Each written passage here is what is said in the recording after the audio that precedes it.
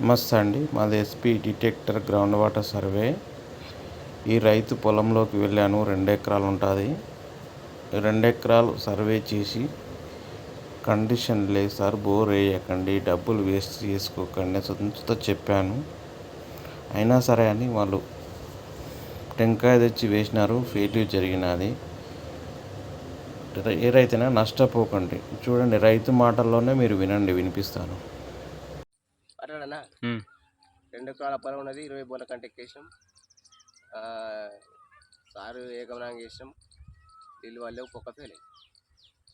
రైతులు ఇబ్బంది పడకండి.